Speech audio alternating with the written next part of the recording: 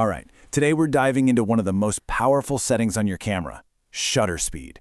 It's just a single dial, one choice, but it holds the key to capturing motion in two totally different, absolutely magical ways. Let's explore. So take a look at this. On the left, you've got a waterfall, and I mean every single droplet is captured in crystal clear detail, just frozen in time. Then, on the right, that exact same waterfall, it's been transformed into the smooth, silky, almost dreamlike blur. How is that even possible? Well, both of these photos were created by mastering just one setting. And that setting is, you guessed it, shutter speed. So what is it really? The easiest way to think about it is like a curtain on a window. Shutter speed is simply how long that curtain stays open, letting light pour in and hit your camera's sensor. The longer it's open, the more light and the more motion it captures. And that choice, well, that's the key to everything. So here's the crucial point, the whole takeaway right here. Shutter speed creates two completely different worlds. A fast shutter speed, right? A super quick blink of that curtain that freezes motion. But a slow shutter speed, where that curtain stays open for a while, that shows motion, creating those beautiful streaks and blurs. This is the fundamental choice you get to make every time you take a picture. So let's explore that first world, freezing time.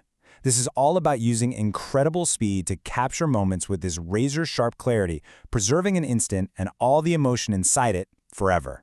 And you know what's crazy? Almost every camera you can buy today can shoot at an incredible 1/4000th of a second. That is unbelievably fast. We're talking about capturing action that is literally just a blur to our own eyes and making it perfectly, completely still. This is your go-to for sports, for wildlife, for your kids running around the backyard, anything moving quickly. When you really want to see the focused expression on an athlete's face or the individual feathers on a bird's wing, a fast shutter speed is what makes that perfect, crisp moment happen. Now here's where it gets interesting. Faster isn't always better. Just look at the helicopter on the left. The blades are perfectly frozen, but doesn't it almost look like the engine is off and it's about to just fall out of the sky? Now look at the one on the right. With a slightly slower shutter, you get just a little bit of blur in the blades, which gives this amazing sense of power and motion. It just feels more real, more natural. Okay, so what happens when we go the other way? Let's jump into our second world. This is where things get really creative. We're not just freezing a moment anymore, we're capturing the feeling of time itself passing. We are literally painting with light and motion. And this quote just hits the nail on the head. Leaving that shutter open unlocks a whole new dimension of photography. It's less about documenting a single moment and way more about creating an artistic impression of time flowing by. Remember that silky waterfall from the beginning? A 1-second exposure. That's all it takes to transform the feeling of powerful, chaotic water into a beautiful, serene cascade. Just 1 second of light hitting the sensor can totally change the mood of an entire scene. Now, stretch that to a 10-second exposure, and you can literally write with light. Imagine you're standing in the dark, writing your name with a sparkler. The camera is capturing that entire 10-second journey of light. Then, at the very end, a quick pop of a flash reveals you, standing right next to your glowing creation. It's magic. And if you go really long, we're talking 20 minutes, you can actually capture the movement of the Earth itself. As our planet rotates, the stars appear to drag across the night sky, creating these magnificent star trails. You're not just taking a photo of the sky, you're actually recording celestial motion. How cool is that? And the creativity just keeps going. You can spin burning steel wool to create these insane showers of sparks. You can create glowing light orbs, drop pictures on a wet beach to get these cool reflections, or even make a tent glow like a lantern just by waving a flashlight around inside. But there's another really cool trick for showing motion, and it's called the panning shot. Here, instead of a blurry subject, you get a sharp subject against a beautifully blurred background. It is the perfect way to convey a sense of incredible speed in action. And trust me, it's easier than it looks. The whole key is to move with your subject. So step 1, follow it smoothly in your viewfinder. Step 2, press the shutter button while you're still moving with it. And step 3, this is the secret sauce, keep following through the motion even after you hear the click. So you're inspired. You're ready to try this. Excellent. Let's talk about the essential toolkit you'll need to turn all these ideas into amazing photographs.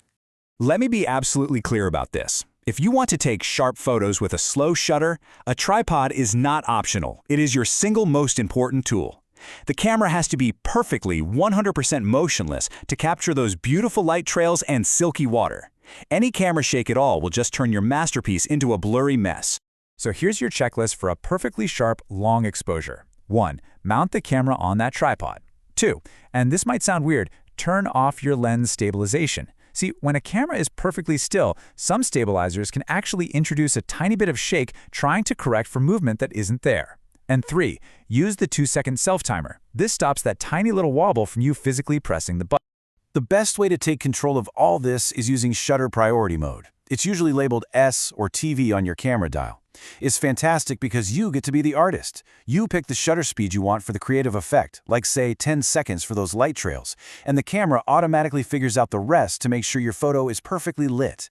All right, we've walked through the theory, we've talked about the tools, now it's time for the best part, your creative challenge. It's time to take all this knowledge and actually put it into practice. So, the big question is, are you ready? Are you ready to go out and capture your own two worlds, to freeze time in one shot and then let it flow beautifully in the very next one? Here is your first mission, and it's simple. First, find something that moves, a car, a fountain, even just a friend walking back and forth. Next, set your ISO to a nice middle value, like 400. That just controls the camera's sensitivity to light, and 400 is a great starting point.